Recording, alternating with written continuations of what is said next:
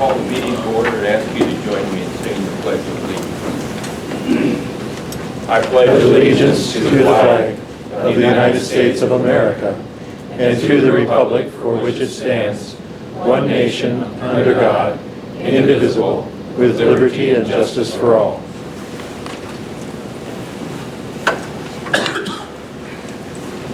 Misty, I'd ask if you call the roll, please. David Burris. Here. Ray Eckerty. Here. Bill Lukens. Here. Bob Nelson. Here. Ron Richards. Here. Allison Ritterbush. Here. Greg Romy. Present. Caitlin Turner. Here. Thank you. Yeah, we do have a quorum. Before we adopt the agenda, I'd just like to take a moment to kind of summarize some of the things that are going on in the community concerning COVID-19 coronavirus national emergency that we're under. We've been very fortunate in western South Dakota that we've had no cases. We've had one Pennington County resident that was diagnosed and unfortunately passed away, but he received that virus while traveling and did not return to Pennington County. He was in Davidson County when he passed away, and was not within the county for 2 weeks. But that obviously can change very quickly. We have international travel in many various states, people going in and out, so we are watching it very, very closely. There's been 10 total cases in South Dakota. All of those have been East River. What we've been doing is currently within the city of Hot Springs is limiting gatherings in city facilities to 50 or less. I know the president and the task force came up with a recommendation to limit that to 10 or less. But based on our risk assessment, we feel that 50 or less we can hold with at least for the time being. We're opening the plunge on a day-to-day basis and limiting that to 50. Obviously tomorrow it's closed. We're in our winter schedule.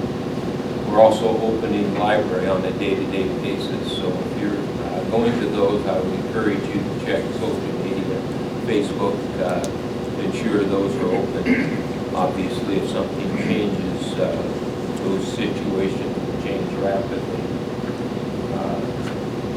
Basically, we go through a daily evaluation, check with the South Dakota Department of Health, Fall River Health Services, Governor Noel usually gives a daily press conference. We tune into that.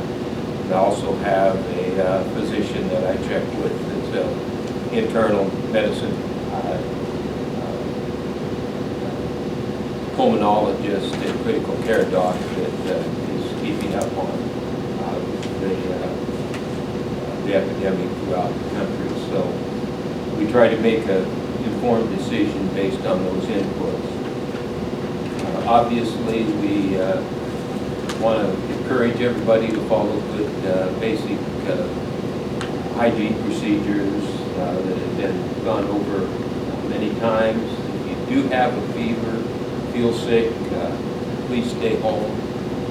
And if you do have a cough and a fever, and have difficulty breathing, feel that you may have, those are symptoms of the virus, I would ask that you contact your healthcare provider and get tested. The overall impact of what it's going to do to our community, to the state, to national, is too early to tell. I know your small business person, small business administration has opened up loans to them, nonprofits, to small businesses and nonprofits that can help get through this. We can expect probably more assistance from the government as this epidemic plays out. There's no national quarantine now. Some cities and states are going to some pretty extremes, closing down restaurants, bars, encouraging people to stay home and so forth. But government is putting an emphasis on keeping the essential supply chains open for food and allow people to be able to get the necessities to survive. I just ask that we as a community continue working together, keep our healthcare workers, victims of this in our prayers and thoughts. The young doctor that I talked to said this is kind of the 9/11 of our healthcare system. And things probably won't return back to living with the new normal for quite a while. It is very serious, although the numbers don't reflect that here. They could very quickly. Just one of the things that our system faces is we just in America don't have enough beds in our critical care facilities to take care of those that potentially can get ill from this virus. And the other part of that, we don't have enough ventilators because the virus does affect the lungs and pneumonia type symptoms, particularly to those who are vulnerable. If you're old like me and have have had heart surgery, you fall in that category. And this doctor said that our healthcare providers will be faced with some unique situations that they've never faced before. Imagine yourself with, say, 5 patients in your intensive care unit, all needing ventilators, and you only got 3 ventilators. Who's going to get them?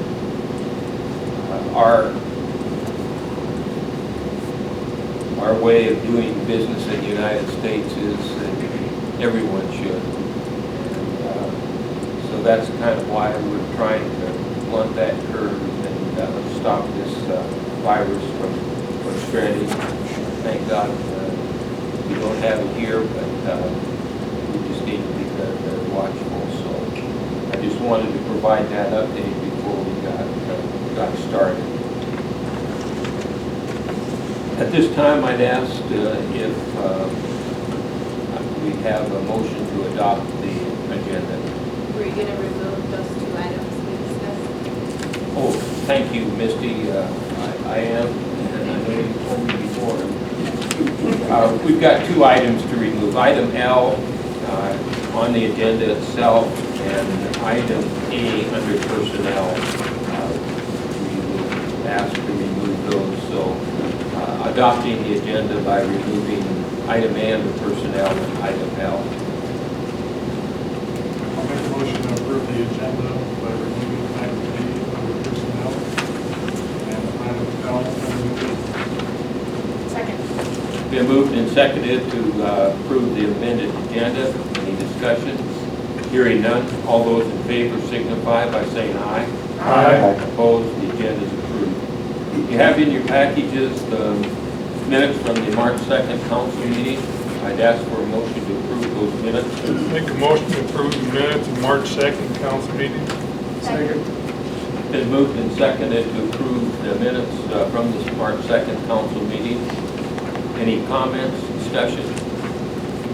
Hearing none. All those in favor signify by saying aye. Aye. And the minutes are opposed. Any opposed? No, none opposed. Minutes are approved. I see that our time is approaching 7:10, and we do have a public hearing scheduled.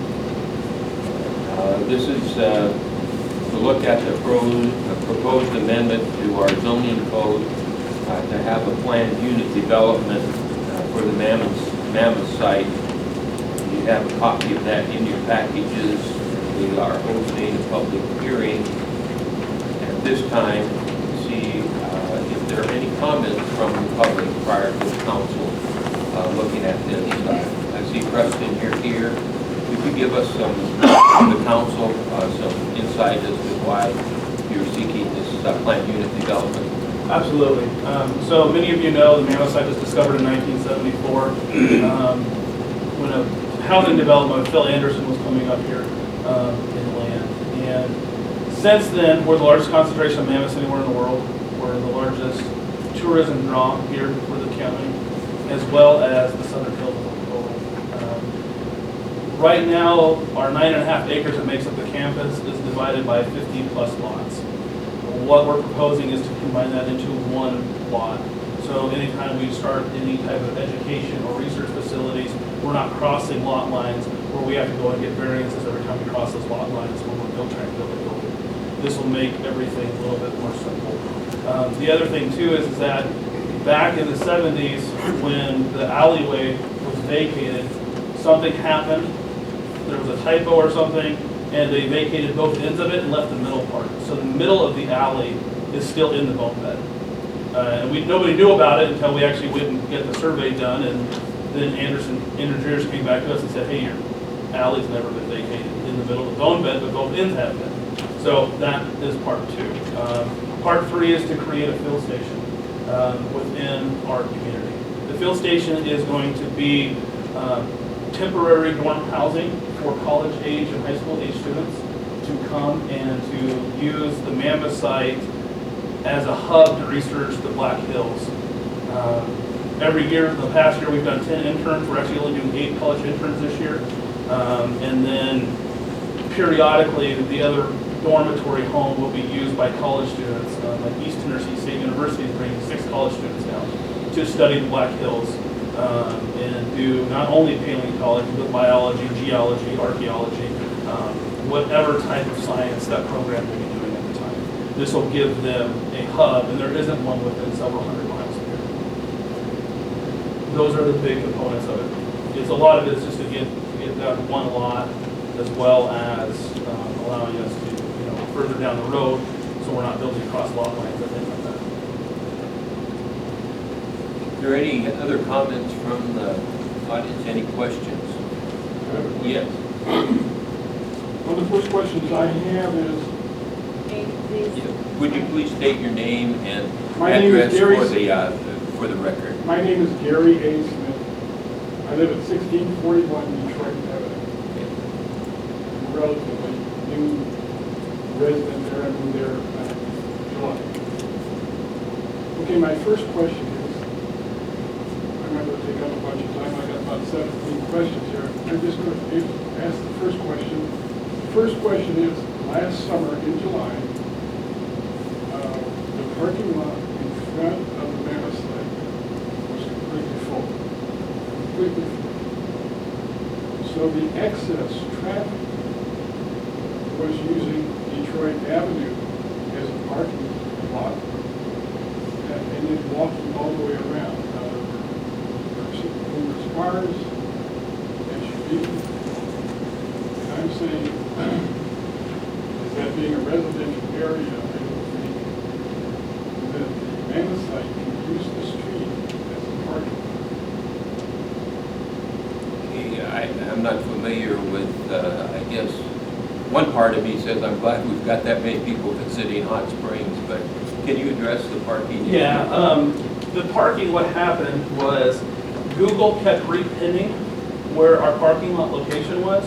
We changed it at least 8 times. We were on there with chat and everything else. And in fact, if you go to our parking lot of Detroit, it said, there's a big sign now that says, sorry, Google led you astray.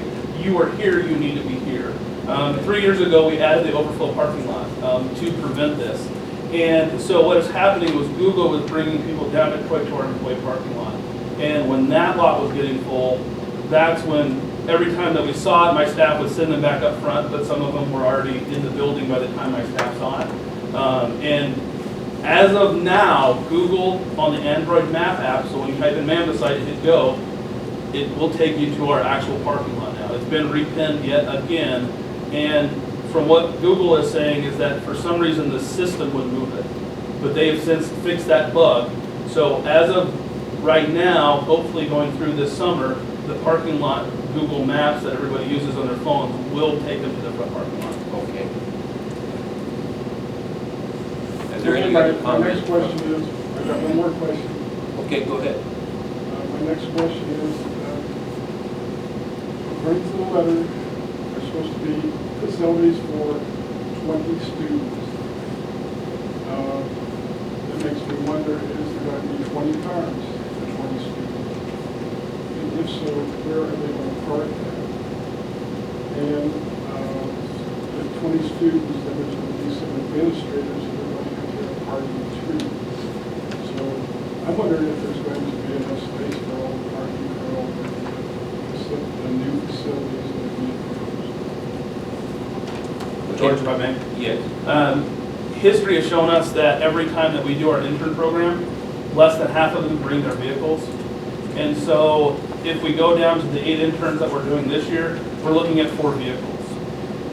We have at least 40 spots in our parking lot off of Detroit, which has been there since the beginning. As long as Google is not leading people back to that parking lot, we have plenty of parking.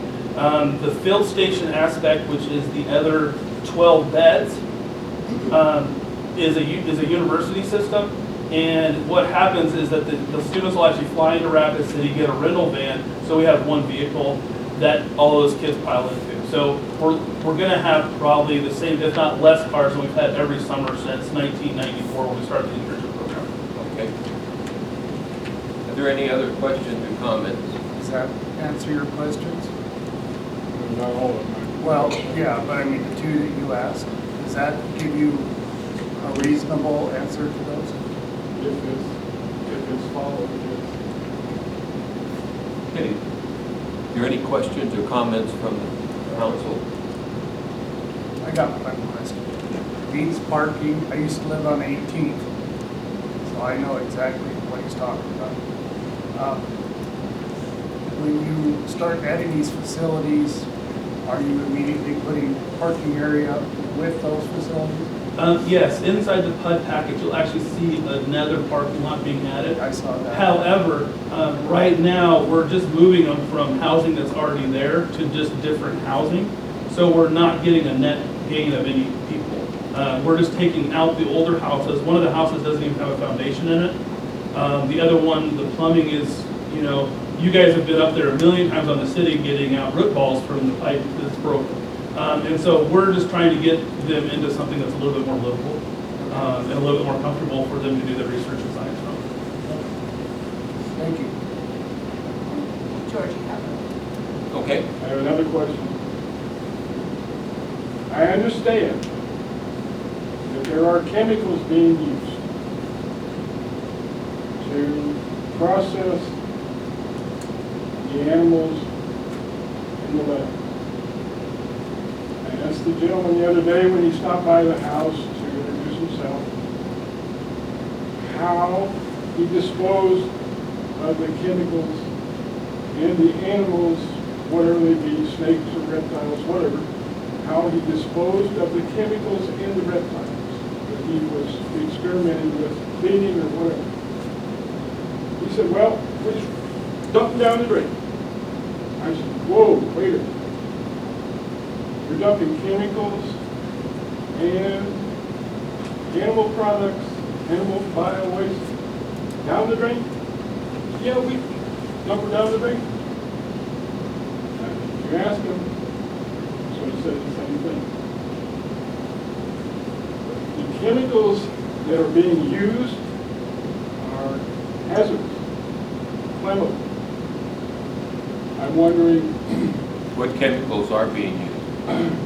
you'll explain the chemicals. Well, I'm asking you, if you are saying that they're hazardous, what chemicals are they? There's You one should chemical know. that has a name that's basically a chemical that you clean your nails with, the nail polish remover. The other one is the same chemical that they use in gasoline. Which is, Yeah.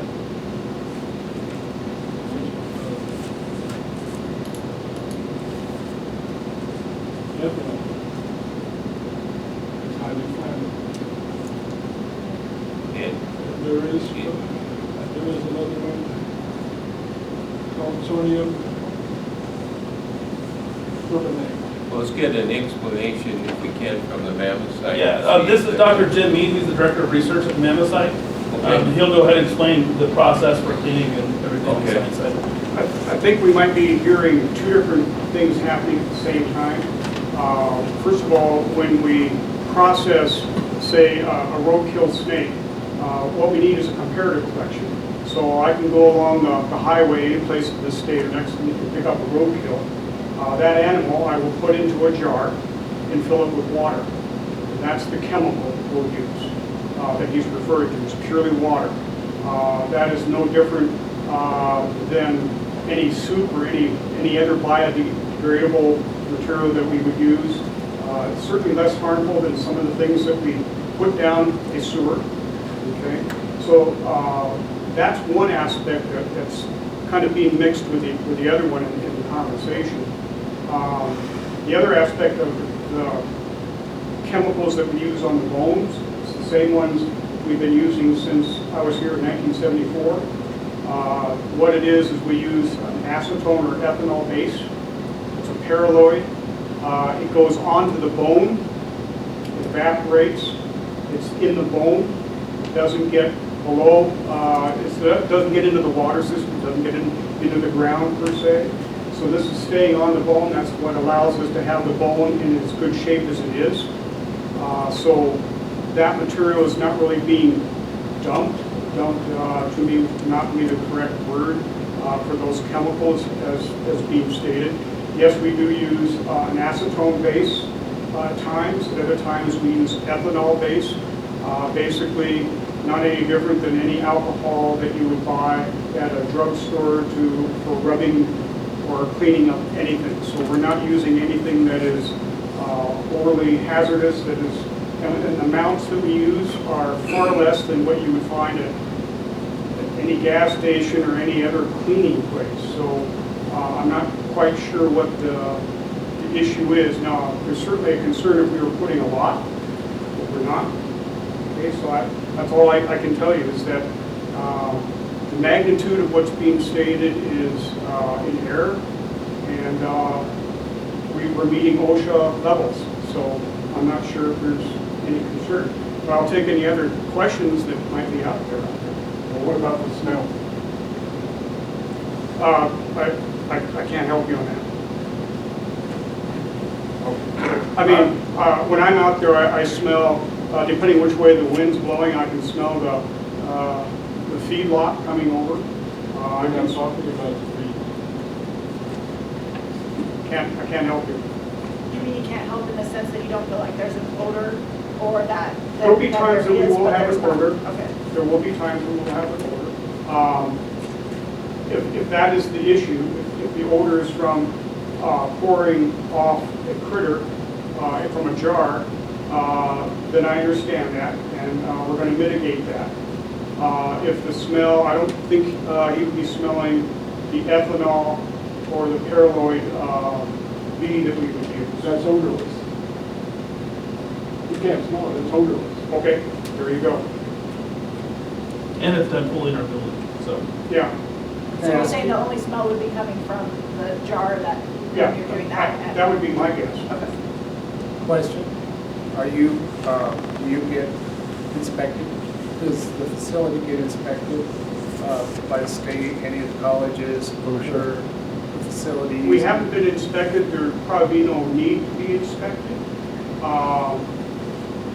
But you follow the same guidelines as a university or a Oh, college? yeah. When I was at a university for 33 years, I was actually, for the Department of Geosciences, I was the OSHA person. So I would be the contact with the health authorities there at the university. We're well within that. And Dave, I can answer your question a little bit more. We do not purchase enough where OSHA requires us to be inspected annually because we do not dispose of the chemicals, and we don't buy enough in the drums to constitute it. Because we'll buy a 50-gallon drum and it'll last us 5-10 years. Okay, just the reason for asking is so it's a clarification for everybody to know Yeah. what the process is and whether or not you're running amok. Sure. So you're following the same guidelines as the universities and colleges, you know. Yeah, so- yeah. And needless to say, we don't even use anywhere near the type of chemicals that many universities would use, like in biological or something. Do you have any waste permits or anything through the Department of Environmental? We don't, and we don't need to. Do you have any accumulation of waste solvents such as the ethanol or the acid? No. So you use everything you purchase with the exception of what may be driven off through evaporation? Correct. Yeah, basically what happens is the Polaroid that he's talking about, Polaroid goes into a bottle, and there's a little bit of acid that adds to it, and then that basically creates almost like a plastic.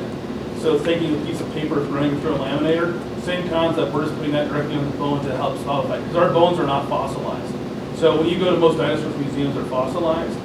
The bones of the mammoths are not fossilized. It's all the nutrients that we suck out of the bones it's kind of like putting a dish in the dirty sink at night, let it soak overnight. Do that, but multiply it by 150,000 years, and then keep the water warm the whole time. There's not a lot left, and that's where that comes into play and strengthens those bones up. Yeah, I think this really doesn't directly affect the planned unit development that is going on. Are there any further comments on the planned unit development from anyone else? Either on the council? It's not on the plan unit development, but in line with the questions that have been asked, I have one follow-up question. You've been processing these bones for a long time, and you've been using chemicals for a long time. Do you see that the approval of the plan unit development would increase the quantity of chemicals that you're using? No, and actually, when you go into the site, you see all the fossils in there. All those remains were actually, we processed those, we basically preserved those back in the 80s. What we're using now is probably less than what most new houses would get in terms of ethylene or whatever to preserve the wood. So we're using very little nowadays. So, but it looks like a lot, but we're not using that much on new ones. That's why, as Justin said, when we get new material in, it lasts us for a long time because we're using so little. Any other comments, questions? Again, I want to thank the Mammoth site for the detailed work that you did on the PUD. I know it was our first run through making this into an ordinance, and I think we had a few false starts and apologize for that, but the product that you presented to the council is very thorough and well engineered, and I think hopefully will benefit the Mammoth site for years to come to have the opportunity to have increased educational opportunities. And certainly we appreciate you being here in Hot Springs. Thank you. With that said, I'd like to go ahead and close the hearing at this time. And we'll move back in the agenda to our claims for bills in between. And there is a correction to the bills in between under current claims, but bills in between for $145,300.91. I'd ask for a motion to approve those bills in between. I'll make a motion to approve the bills between for $145,300.91. Second. Okay, it's been moved and seconded to approve the bills in between. Are there any questions, comments, or discussion? Hearing none, all those in favor signify by saying aye. Aye. Opposed? They're approved. And the current claims does have a correction on the first page of the current claims. There's a, what item was that, Misty? SDML, South Dakota Municipal League, travel and conference, $42 for the 2 RSVPs to the district. So that $42 has been taken away from that current claims. So the new total would be $146,511.80. I'd ask for a motion to approve those current claims. I make a motion to approve current claims amount of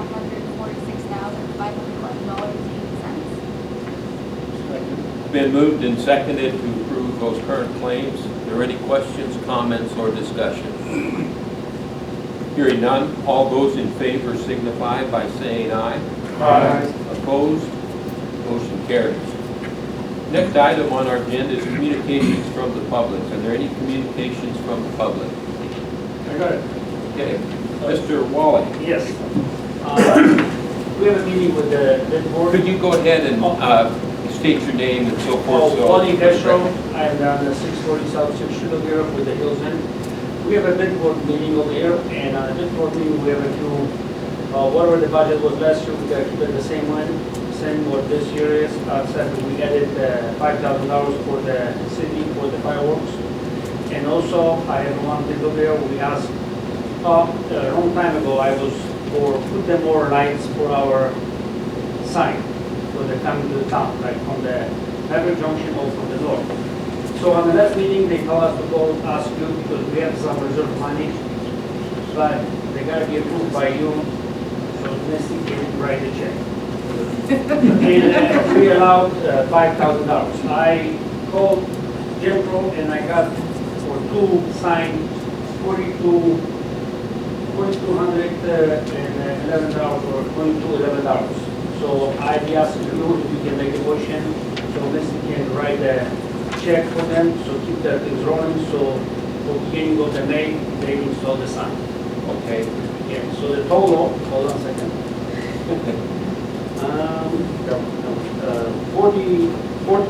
$44,022.11. Okay.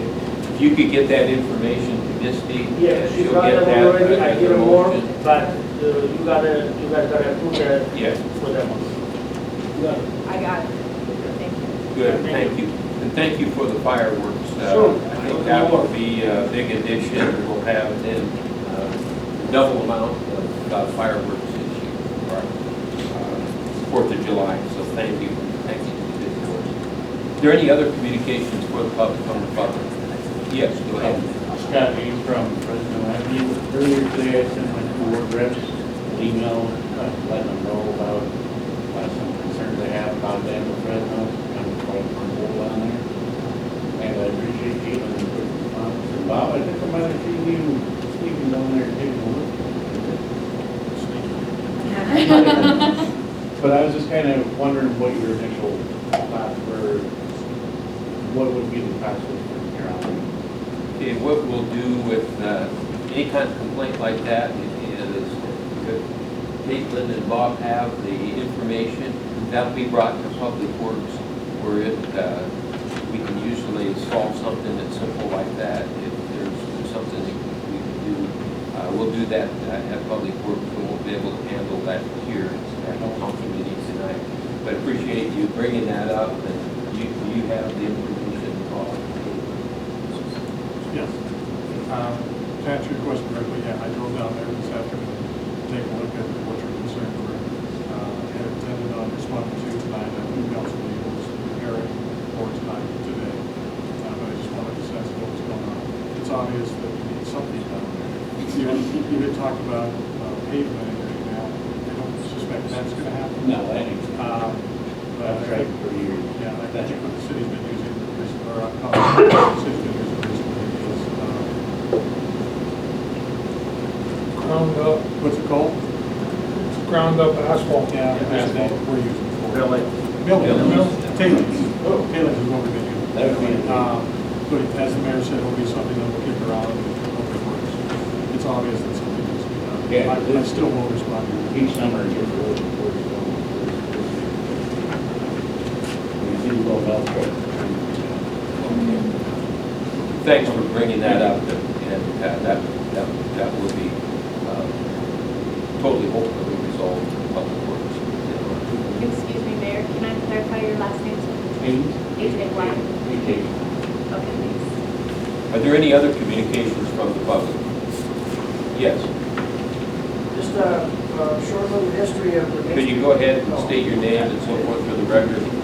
Gerald Colligan, 1038 Evanston Avenue, a member of the Parks and Rec Committee, also on a committee for Main Street Arts and Crafts Festival, once a year. Just a short little history on some of the things concerning the Main Street Arts and Crafts Festival. we've been going for 40, well, actually 44 years, but for 43 years, we had a line item in our budget, way back to Bill and Donnell, that we definitely have a line item for park improvements. So that's definitely we plan for that every year. Main Street Arts and Crafts Festival, that's paid for the electrical and water, which is under the ground at Centennial Park. And the city has replaced it once in those 43 years. Also, got permission many years ago, and we added 220s, so there's at least 3 220s on the poles down there at, again, at Centennial Park. We contributed money to help with the stage, the drinking fountain. The money came to Main Street Arts and Crafts Festival for the drinking fountain, and we dumped in quite a bit of money into the fountain design, and in addition to the fountain, the water fountain that's down there. Again, money was funneled through Main Street Arts and Crafts Festival by city donations when the fountain was built, and also with that addition. We also contributed to money to the shelters when they were built. Also, the brand new speakers that are down there came from the memorial money when the stage was built. But a year before that, we contributed money for the wiring between all those new speakers. Yes, we do pay the electrical fee each day down there, $15 a day.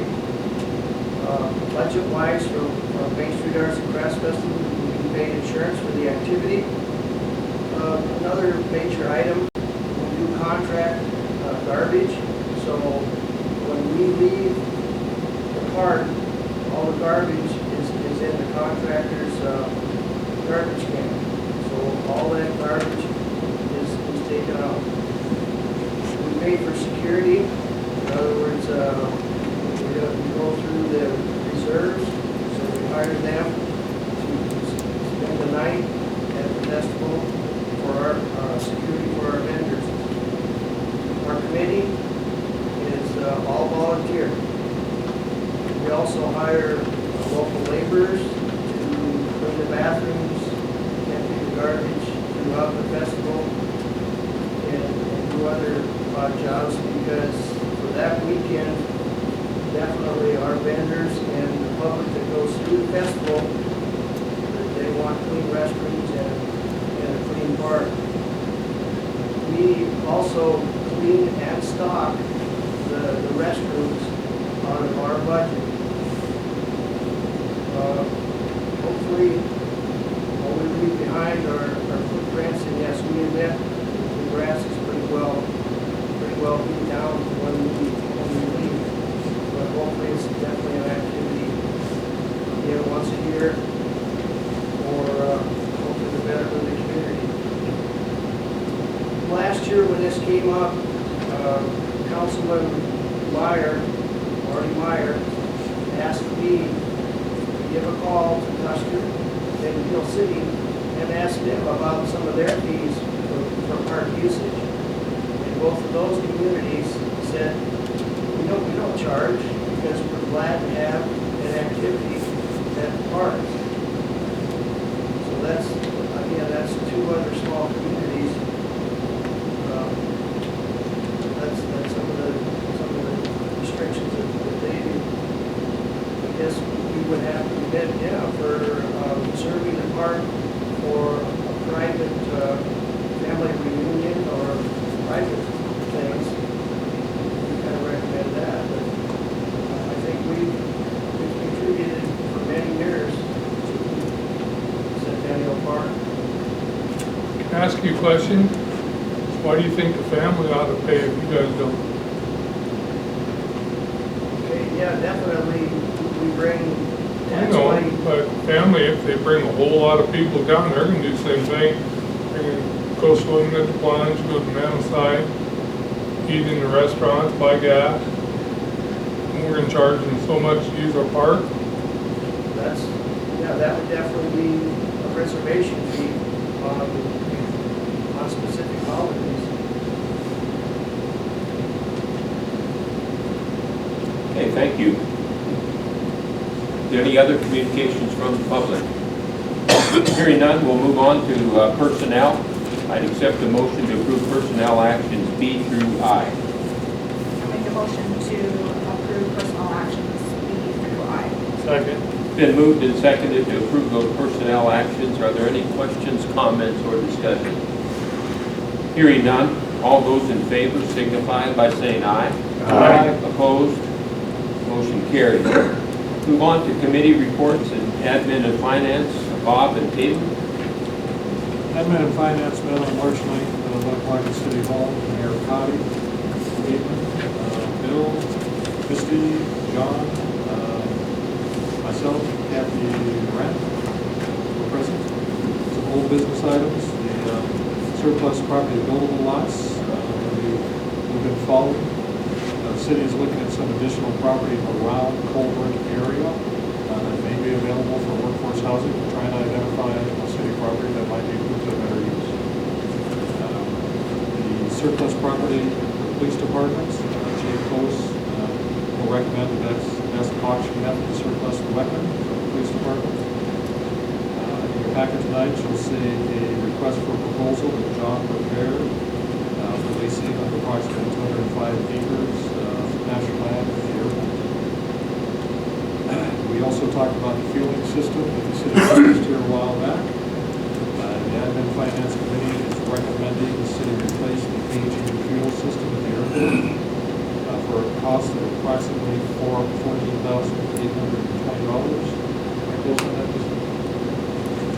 And pay for the replacement with contingency funds. That $14,820 is the $13,300 for the replacement of the system. We get a $2,000 trade-in on a $15,000 system. There's $575 will be needed for hooking up the electronics electric so that we can communicate. And then there's a $945 yearly service contract. But because of the age of the equipment and the fact that if you're going to have planes, you're going to need fuel, Admin Finance is recommending that council approve the purchase of that. New business items. Misty discussed her monthly finance report with us. She's working on having the annual report available for the council for the first council meeting in May. The Mueller Center heating system is having some problems. Yes, here's where we are. There's a leak in the water system, which I believe has been fixed at this point. In fact, the city crews were working on that last week and identified where the leak was at. They're still having some problems. Recreation talked with us about a number of items. The laptop that's used by Kathy is failing and needs to be replaced. The cost for a refurbished laptop is $500. She also talked with us about some new programs she would like to implement. The music and movement will be available at the Mueller Center for 4 weeks in April. The instructor will be free for that program. Wrestling for grades 1 through 12 will be available for 3 weeks during the summer months and take place at the Bison Center. The registration fees for these two programs will be $10 each. She also talked with us about some additional hours, expanding from 690 to 700 hours. Because the recreation program is growing, she's spending more time managing the program. 200. Yes. 700, but yeah, from 690 to 790. Thank you. The additional hours are compensated for the additional time she's been spending on the recreation program. Misty will do the math to ensure the additional hours can be covered by the current recreation budget. And Admin and Finance recommends replacing the laptop used by recreation, the 2 additional recreation programs, and the increase in hours if there is money in the budget. The police department needs to upgrade 8 computers. The department will put together a plan for upgrading the existing computers and come back to Admin and Finance for further discussion. There are approximately 24 computers within the city that need to have their software upgraded from Windows 7 to Windows 10 to ensure security, make sure that the city doesn't get hacked into. That's at a cost of $95 each. We'll continue the conversation about that. Just to inform us, the committee, inform the committee that the cost for the city's health insurance provided by Blue Cross Blue Shield will increase by 9.8% beginning in May of this year. The 2020 budget approved by the council should cover the cost increase. We also discussed a request from someone who purchased some auction property on December 27th of 2017. We're asking the city to refund the purchase price of the property because they feel the city failed to disclose a utility on the property. The property was auctioned as is, and anyone interested in buying the property had the opportunity to inspect the lot prior to purchase. And I just want to read a section from the notice that was published by Brady Dean, auctioneer, who wants to auction the property. In the real estate terms and conditions, selling as is, where is, without warranty of any kind. Inspect the property to the extent deemed necessary both on and off premise. Use your own judgment when bidding. Selling by lead description only. The property survey will not be provided. Approximate location of corners will be planned for reference only. It was never the intent of the city to not represent the property correctly. We did the right things by the notices here. So admin finance is recommending not refunding the purchase price of the property. We also talked about the fee resolutions that are in the ordinance revisions and updates. There's still some that need to be changed. So we'll keep working on those and get them in front of the council as they're ready. John also informed the committee he is working on a request for proposal for fencing around the softball fields. Anything? The next admin finance meeting will be April 13th, 4 p.m. at City Hall in Public Works. Thank you, Bob. Airport Advisory Committee, Bill. The next Airport Advisory Committee meeting will be Monday, the 30th of March at 8 a.m. at the airport. This is a change. We normally meet the last Thursday of the month, but due to, I think it's an FAA meeting, we've had to move that from the 26th of March to the 30th of March, which is a Monday. Thank you. Custer Fall River Regional Waste Management District, Ron. Okay. Custer Fall River meeting was on 14th.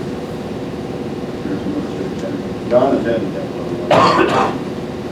Got copious notes. You're well through it. Okay. They met and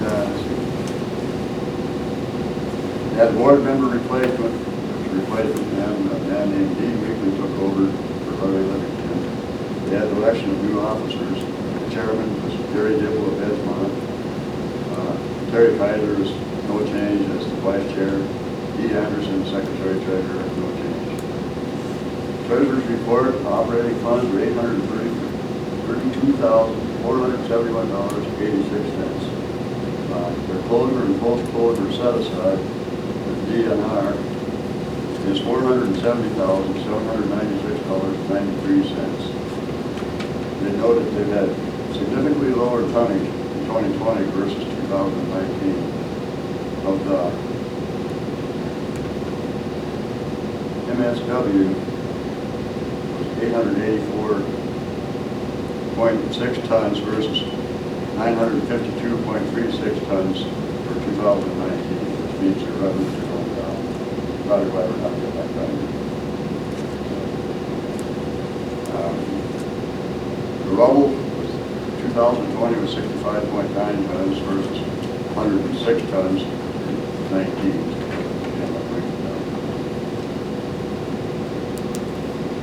They're covering up their rubble pile and having re-ties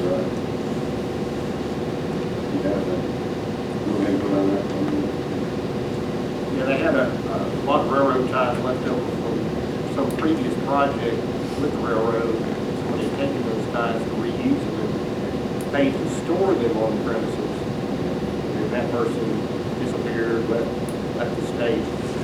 They were left holding the ties. They separated out the reusable ones that they could use. The DNR says it's the creosote coated. They had to go in that study landfill. They came up with a number of the cost of that and identified that as an invoice that they ever factored in. We're doing a service contract renewal on their new loader, annual contract. They do this to maintain the warranty and adds trade-in value to the equipment upgrade again. They're estimating about $2,000 a year for that.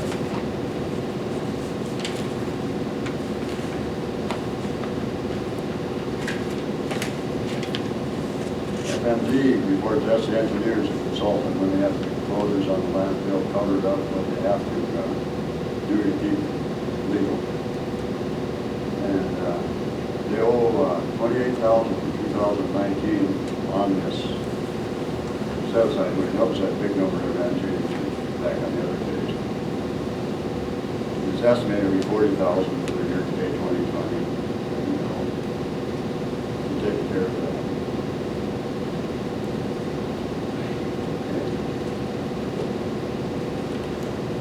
Closing up on the inactive cell and putting that in closure. They're in the first phase of that. And back on that.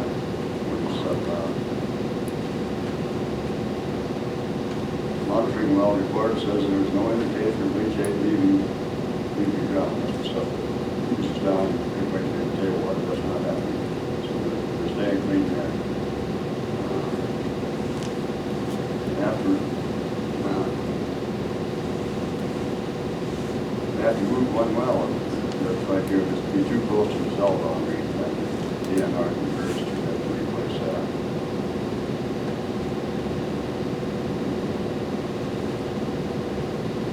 When the methane spikes in near surface, does that mean that methane is spiking, or there are no spikes? They say it was spiking just a little bit, and on the closure cell, they're closing up because it's decaying. That's another reason. In the building, of the safety issues.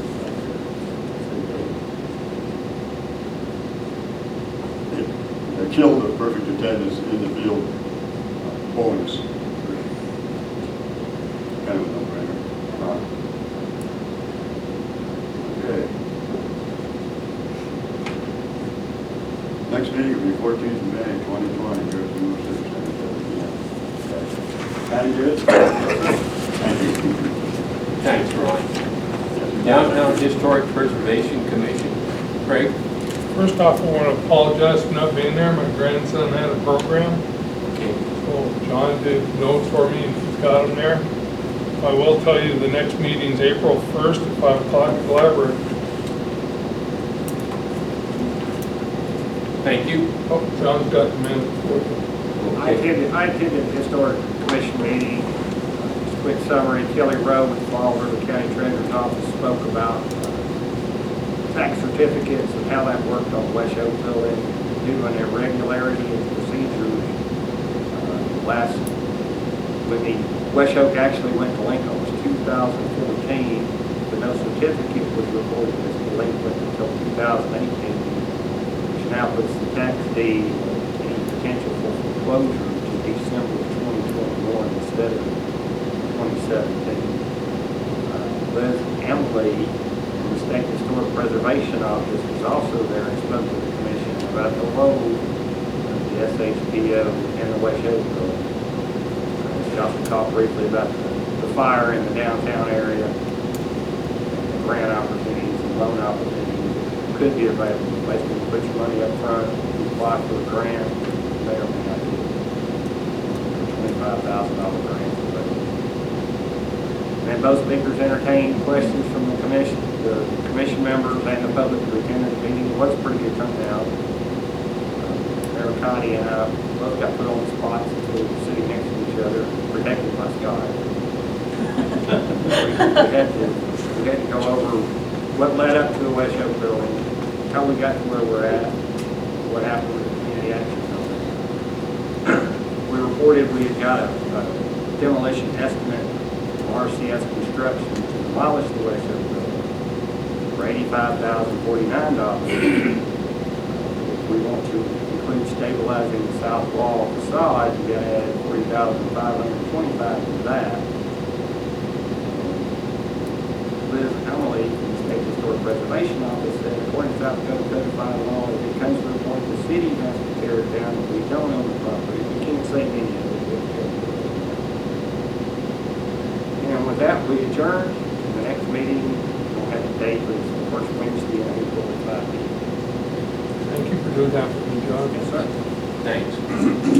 Evans Plunge Advisory Committee, Allison? Our next meeting is Thursday, March 19th at noon at Evans Plunge. Okay. Parks, Recs, Beautification, and Cultural Development, Dave? Okay, I'd like to touch on a few things before. It puts me in a hard spot, rock in a hard place. I was the one who tabled the last discussion about waiving fees. The reason I did so is I knew I had some information to go back on and take a look at cost after we have a function. And now these prices or costs are going back about 8 years. But in the past, we had a city worker in Gene Weiser that actually kept, when this come up once before about waiving fees, the cost of redoing, cleaning up the park, reseeding, fertilizing, so on and so forth. But the thing is, it's not the only cost that we have after a function. People don't park necessarily in the park area.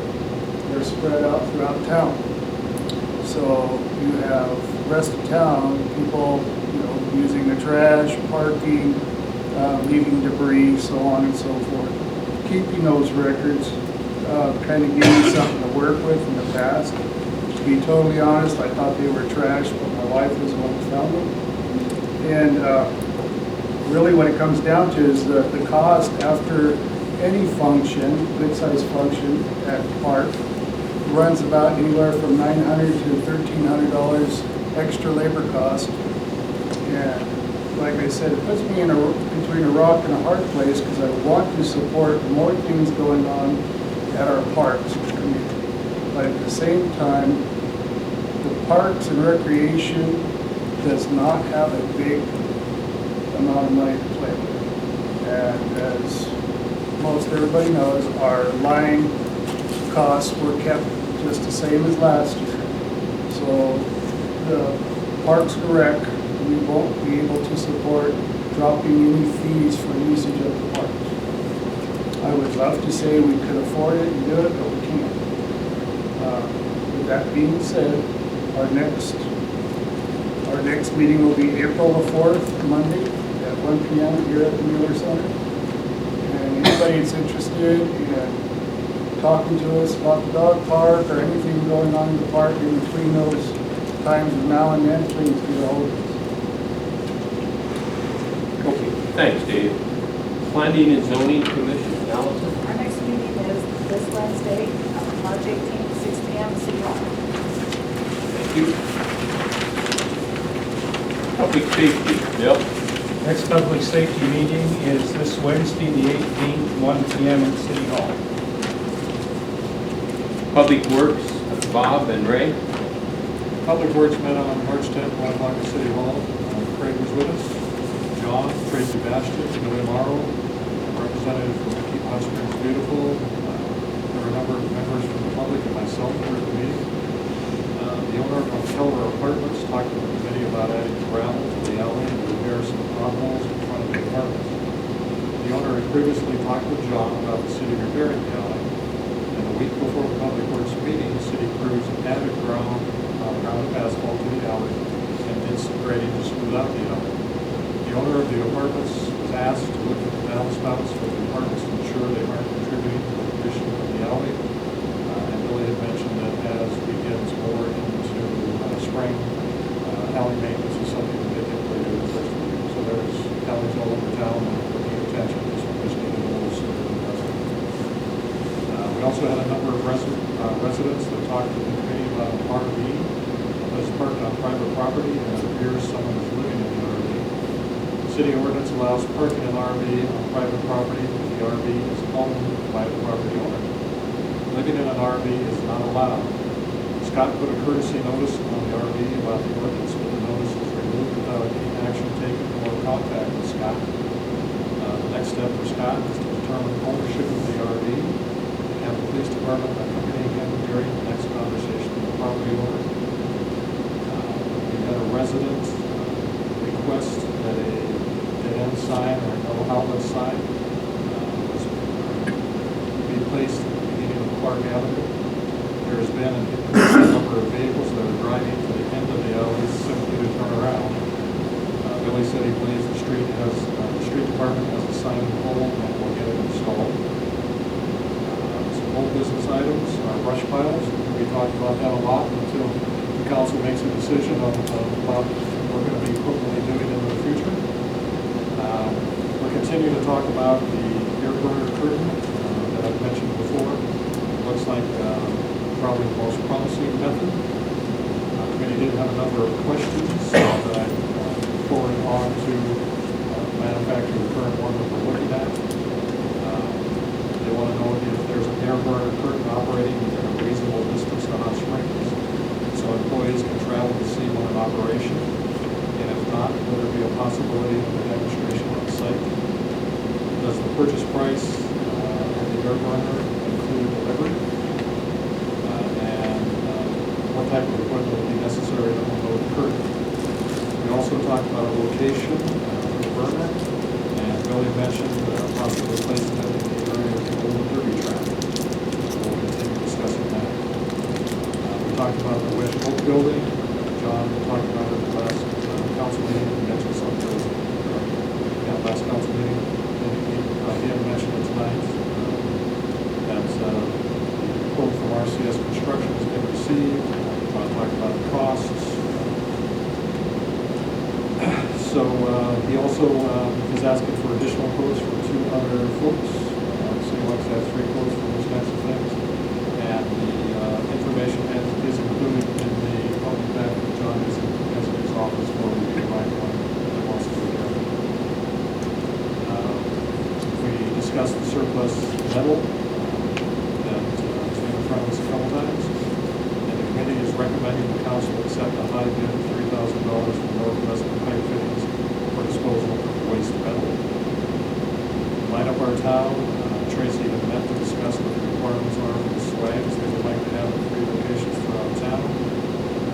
The improvements at the wastewater treatment plant are on schedule and expected to be completed within 2 months. And work at the camp housing site is expected to begin in a couple of weeks.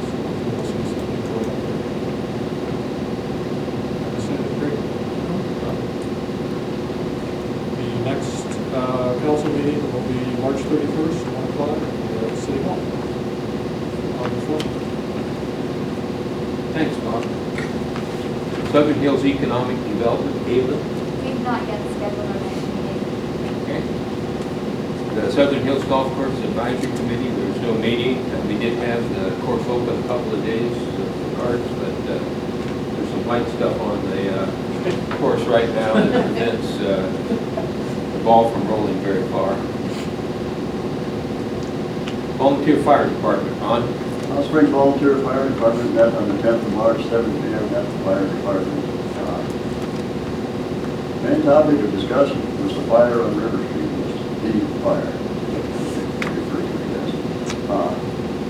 There was a discussion on reaction time, and he said, the chief was saying, the first equipment was on the site 7.5 minutes after the alarm was sounded.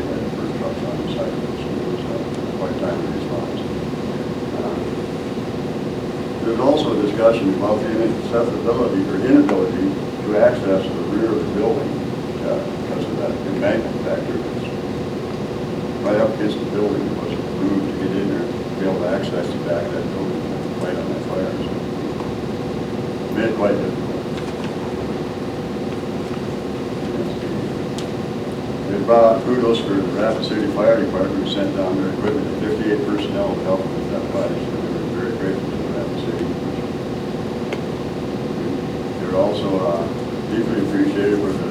surrounding responders to the town around it, being not helping with that. VA, give them a pat on the back, they said he did an outstanding support for him also, so it was a team effort.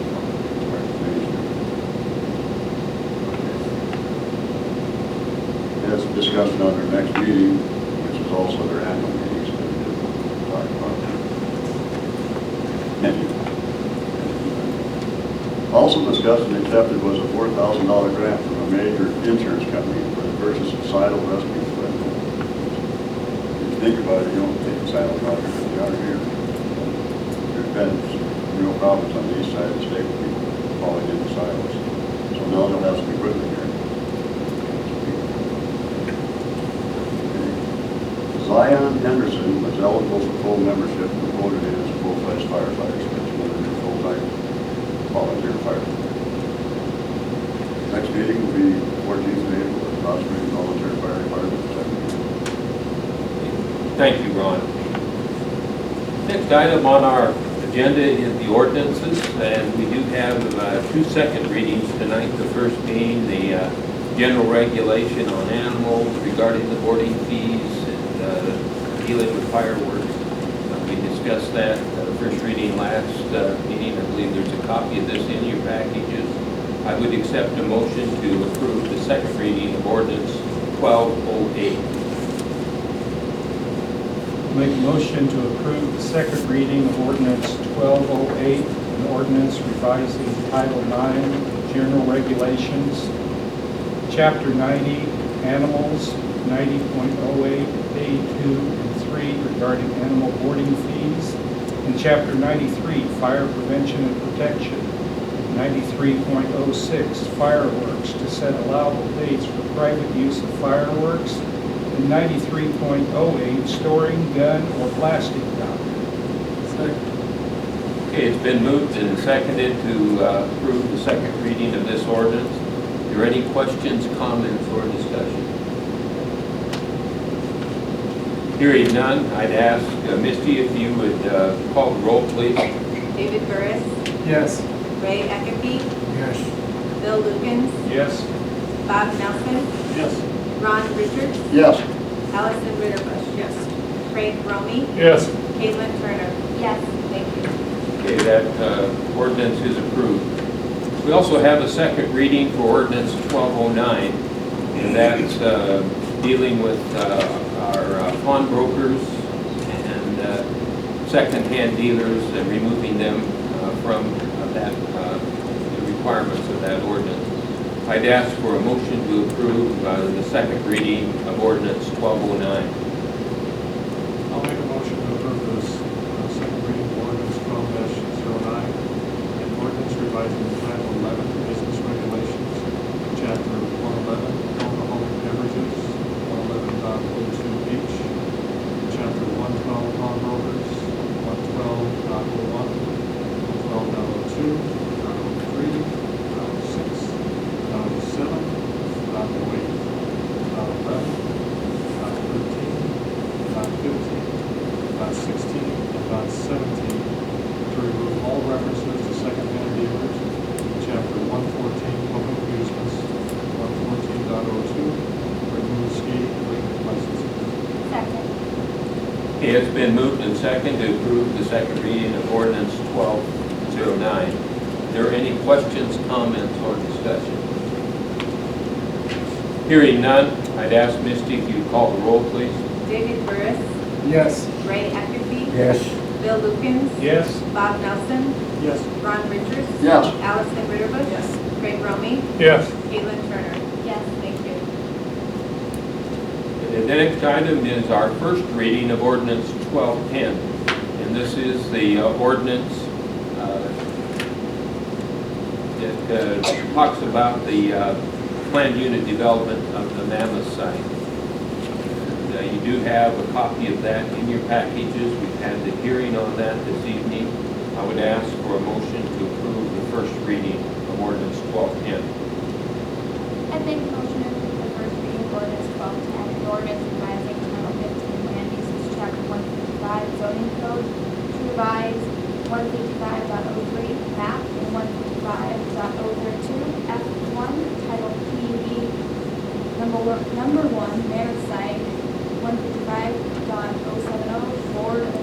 Second. It's been moved and seconded to approve this first reading of ordinance 1210. Are there any questions, comments, or discussion?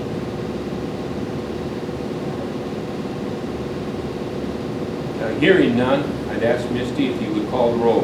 David Burris, Yes. Ray Eckerty, Yes. Bill Lukens, Yes. Bob Nelson, Yes. Ron Richards, Yes. Allison Learbush. Yes. Craig Romy, Yes. Caitlin Turner. Yes. Okay, the first reading is approved. There will be a second reading at the next meeting.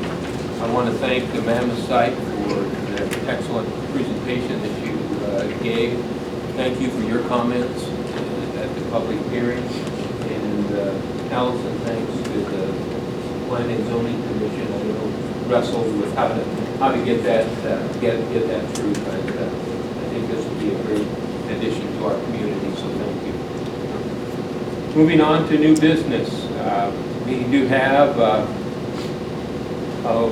possible motion to award the bid for the purchase of the strap at our wastewater treatment plant for $3,000. I'd ask for a motion to approve. Make a motion to approve, reward the bid for purchase and complete removal of dirty brass, copper, and stainless steel scrap at the wastewater treatment plant to the high bidder, Wayne from Northwest Pipe Fitting for $3,000. It's been moved and seconded to approve this award. Are there any questions, comments, or discussion? Again, Bob, Admin Finance recommends that we approve. Is that correct? Public Works, or Public Works. Okay. Couldn't remember which. Was there an estimated cost on what it cost to clean that up? But it was considerable man hours involved. We actually did a little trial. Any other discussion? Hearing none, all those in favor signify by saying aye. Aye. Opposed? Motion carried. We have, next item is a motion and discussion to deny the request to approve 13 park application fees for the Farmers Market Group, and the dates is listed there. I'd ask for a motion to deny that request. I'll make a motion to deny the request to waive 13 park application fees for the Farmers Market Group for the 2020 Farmers Market scheduled for July 10th, 17th, 14th, 24th, and 31, August 7th, 14th, 21, and 28th, September 4th, 11th, 8th, and 25th, and October 7th, 13 applications by tax $20 each for a total of $260. Second. Okay, it's been moved and seconded to deny this request, and again, this was tabled from our last meeting to get a recommendation from Parks and Recs. And what is that recommendation, Dave? To deny opening this up and possible repercussions from it in the future will be very costly. Are there any other questions, comments, or discussion? I just did some research on this just to kind of figure out, get my philosophy behind this. And I just saw a lot of research regarding local officials and federal government working on these initiatives that focused on increasing ag land, creating plans to increase access to healthy food, allowing food stamps, using farmers markets, and even hiring local food policy experts or food policy directors. So I saw that there's a lot of communities that are rallying around this and spending a lot of money regarding this specific farmers market kind of thing. So I was really trying to kind of decide what would make the most sense. I know that we're talking a lot about a fiscal responsibility for the city regarding collecting fees, but I think there's a big picture here as well as far as our fiscal responsibility being layered, and that our fiscal responsibility also lies in identifying and supporting programs that benefit our entire community. support healthy lifestyles and promote social connectedness, and those that create jobs and generate economic activity. I think that's also fiscal responsibility.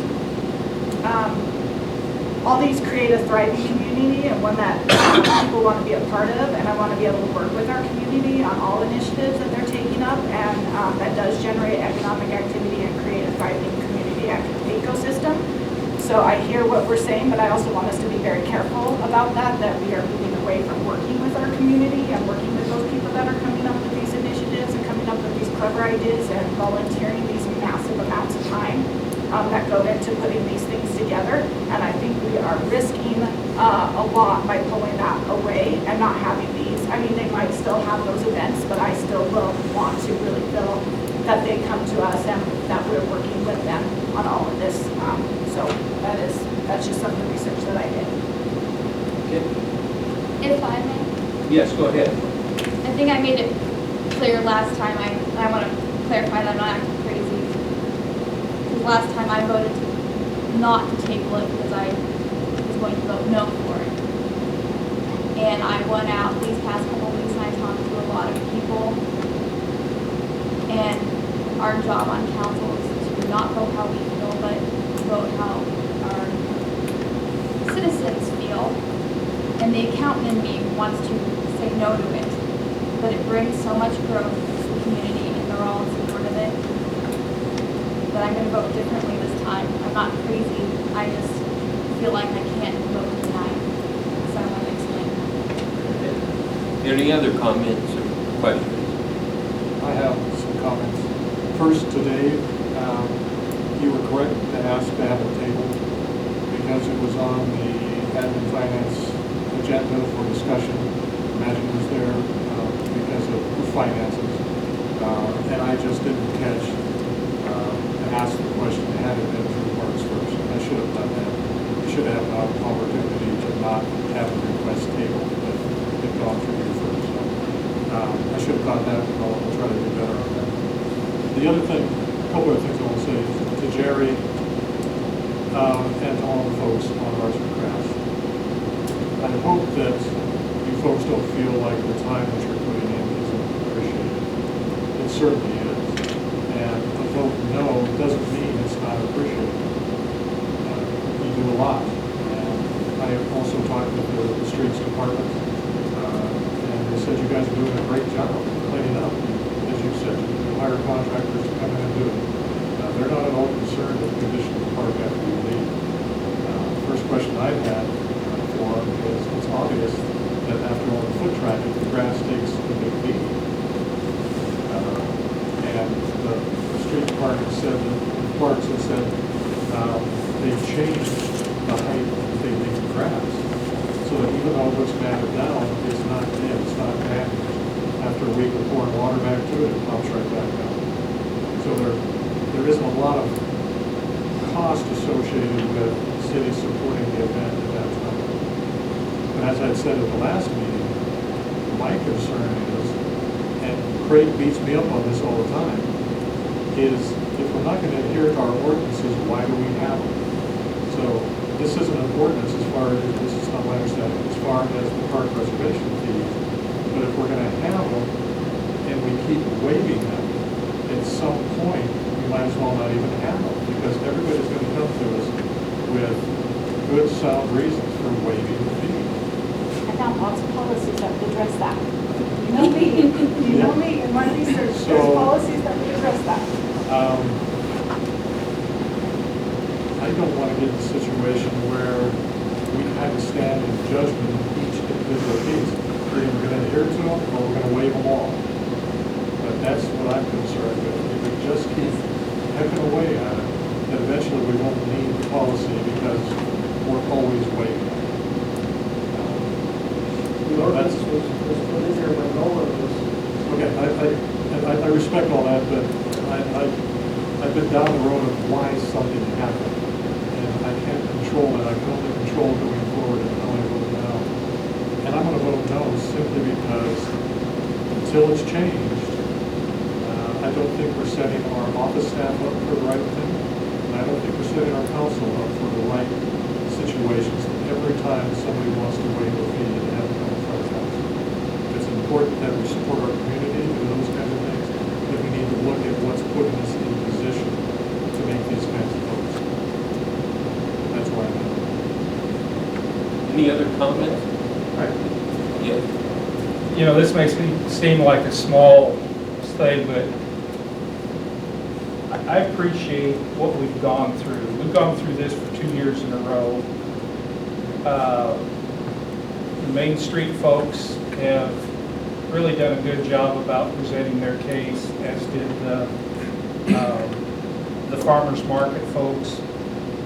We've had council people do research and state their opinions. This is kind of how local government ought to work. Nobody's got mad openly. You know, if you have, you've kept your opinions to yourself. We've had a good discussion on it. My personal opinion is our fees are not outlandish. If I take my councilman hat off, for the last 19 years, I have been the president of a nonprofit corporation, and boy, when I talk about nonprofit, if there was a picture in the dictionary about a small nonprofit, ours would be the poster child for it. So anytime a nonprofit does something, you have to count the cost. You guys have counted the cost. Farmers Market have counted the cost. And in my opinion, that's what this is my opinion, part of the cost of doing business with reserving Centennial Park is $15 a day for electricity, $20 a day for exclusive use of the park. And so, to me, it's a reasonable fee. If we were talking $100 a day or $1,000 a day, I think it would certainly be worth doing some sort of waiver. But I appreciate the conversation we've had. My vote will be to deny the waiver, but I appreciate the differing opinions we've had on the council. I appreciate the presentations we've had from those requesting the waiver. So thanks for the opportunity. Good. Any other comments? Just one last comment. I said earlier that it's between a rock and a hard place for myself. I love our parks. I would love to do more in our parks, but we don't have a big budget. What things we would like to see done. Anytime somebody wants to come to the Parks and Rec meetings, you will see what our wish list is. It's not grandiose, but it's out of our reach as of right now, so we slowly keep beating it down.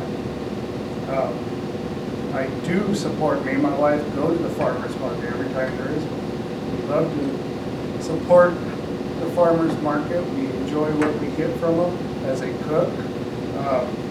Yeah, I readily enjoy it. I highly recommend the community go there.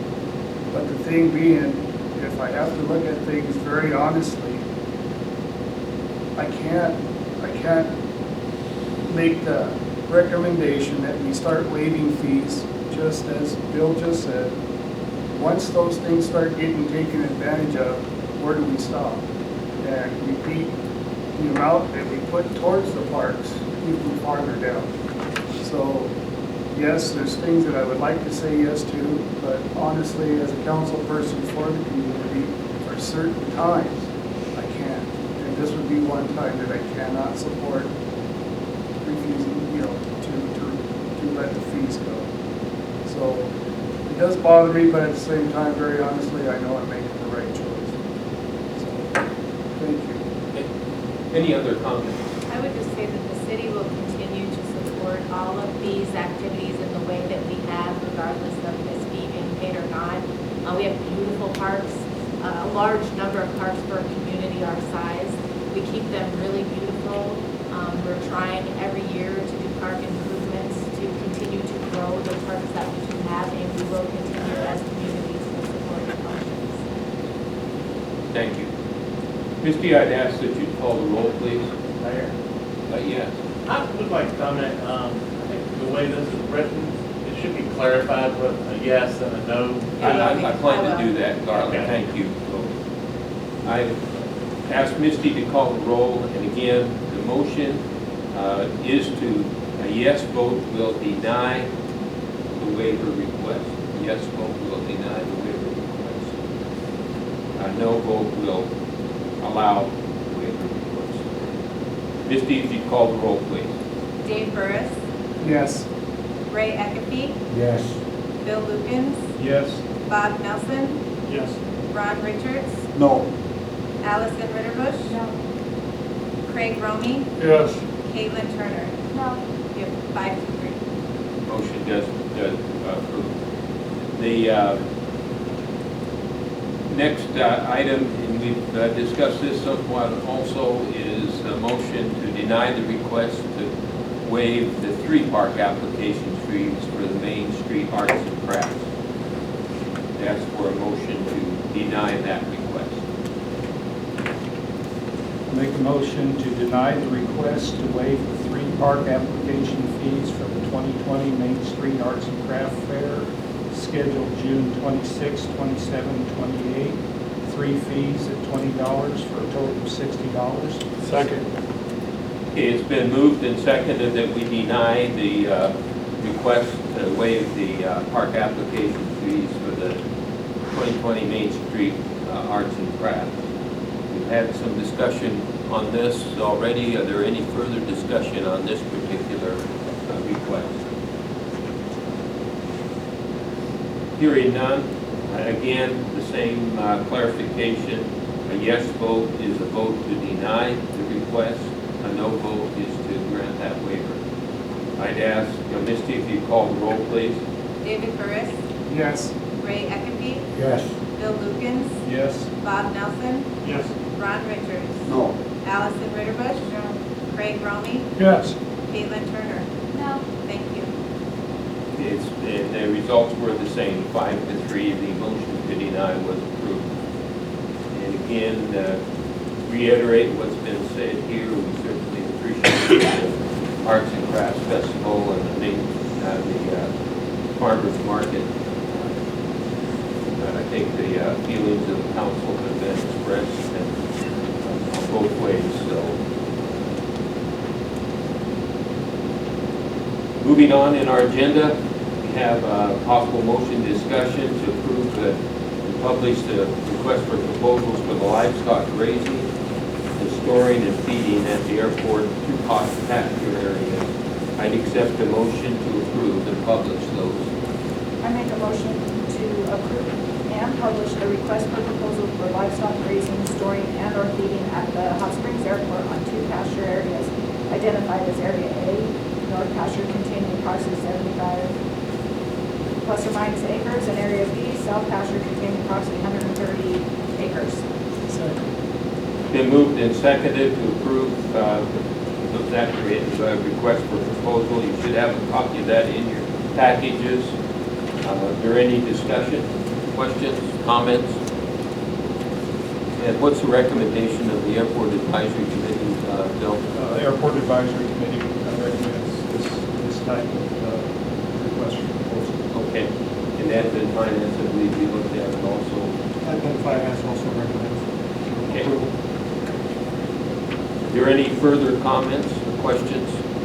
Hearing none, all those in favor signify by saying aye. Aye. Opposed? Motion carries. We also have in your package a certification to authorize me as mayor to sign right-of-way certificate, utility certificate for the bridge improvement grant that we've got for the Legion Bridge going across Fall River on Jennings Avenue. And I believe those include the utilities for Golden West and Black Hills Power. I would accept a motion to approve that right-of-way, needed to sign that right-of-way certificate. I make the motion to certify and authorize the mayor to sign the right-of-way certificate at the utility certificate, can't say that word, for project number PRO 8024 0018-1, PCN 06EF in Hot Springs Bridge Improvement Grant Project. Second. Been moved and seconded to certify that certificate. John, it looks like this will be bid sometime this late spring. June is what they're saying. We've been waiting for this for a long time. Is there any further questions or comments? Hearing none, all those in favor signify by saying aye. Aye. Opposed? Motion carries. It's been a long time coming. Mr. Mayor, when are they starting on the bridge? They're letting the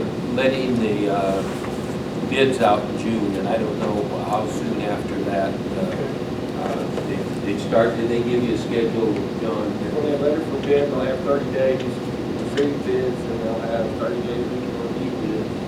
So it's about 2 months. Thank you.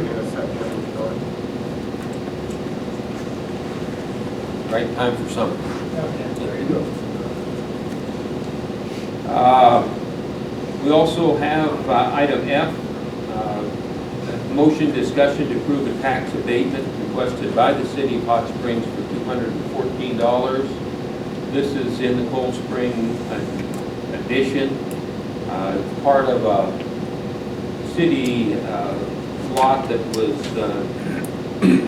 reorganized in that area to construct the Cold Brook flood channel, and somehow there was a mix-up and the city got charged taxes. We are tax exempt, and so we need to file a tax abatement request with the county to gain that $214.68 back.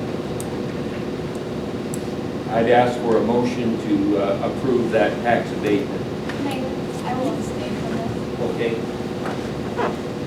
I'll try it again. I'll make a motion to approve plat, excuse me. I'll make the motion to approve the tax abatement request by the city of Hot Springs for $214.68 for partial 75220-01000-00100, legally described as Cold Brook Springs Addition Lots 1 and 2, Block 10, purchased by the city in 2006 in part of Cold Brook Flood Channel. It's been moved and seconded to approve this tax abatement request. Are there any questions, comments, or discussion? Hearing none, all those in favor signify by saying aye. Aye. Opposed? Motion carried. You also have in your packages a plat of a Dalton tract that is being revised due to a sale. It's located in Fall River County, but it does abut the city limits of Hot Springs. Therefore, we have the responsibility to add our approval to that plat. So I'd accept the motion to approve the Dalton tract revised. I make a motion to approve plat of Dalton Tract revised, Uriah Llewellyn Tract located in the northeast quarter, section 14, township 7 south, range 5 east, Black Hills Meridian, Fall River County, South Dakota, prepared by Anderson Engineers, dated February 28, 2020. Second. Been moved and seconded to approve this plat. Are there any questions, comments, or discussion? Hearing none, all those in favor signify by saying aye. Aye. Opposed? Motion carries. You also have in your packages a request for a scheduled hearing for a use permit on review for James Rhodey and Melanie Adcock to operate a home preschool daycare on Minnetonka Avenue in Hot Springs. And that hearing would be at our next council meeting at 7:10 p.m. I'd ask for a motion to schedule that hearing. Make a motion to schedule a hearing for a use permit on review from James D. Rhodey, owner, and Melanie Hancock, tenant, to operate a home preschool daycare at 2142 Minnetonka Avenue in Hot Springs for April 6th at 7:10 p.m. Second. Been moved and seconded to schedule that hearing. Are there any questions, comments, or discussion? Hearing none, all those in favor signify by saying aye. Aye. Opposed? Motion carries. That hearing will be set at our next meeting. We have also before you, and you have the information in your packages about the QT Pod Model M4000 fuel terminal that we are looking to purchase for the airport. And the resolution, we don't have the funds available in this year's airport budget, but it's necessary as a result of keeping the computer programming up to date so that it can be maintained and prevent any kind of a shutdown if we were to have the obsolete computer program go to be inoperable. And the funding would come from contingency funds be brought before the council in the future. I'd ask for a motion to authorize the purchase of that refueling terminal.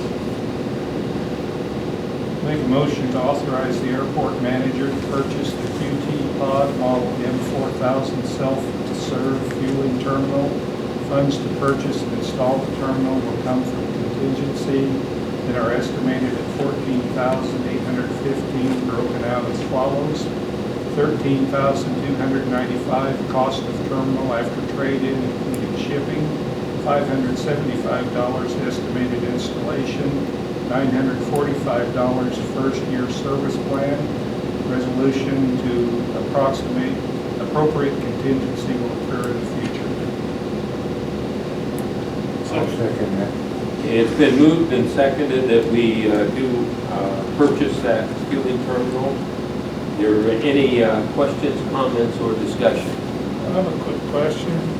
The $940 for the first year service plan, is there other years that you have that too, or just the first year? Every year. Is it We gonna be currently nine? have a plan. It's $1,095, and that plan will be prorated and refunded. So this is actually a smaller annual service plan than what we currently have. So every year we'll have to have it? Okay. All I need to know. Any other questions or comments? And again, admin finance, what was your recommendation? Yeah, our recommendation is to approve the purchase. And I'd like to make a comment to Craig. I shared your frustration and disappointment that we're in this situation. The system was represented to us that we wouldn't be here. Just that was my understanding. I got it wrong. But I share your frustration and disappointment. Well, like Caitlin said on these guys paying for the park and stuff, there's not too many pilots, and the city's paying a lot of money for, what, maybe 10 pilots in Hot Springs. The rest of the taxpayers don't use it. I mean, they go out and enjoy the benefits of the airport, like the balloons and stuff, but they don't use this fueling system.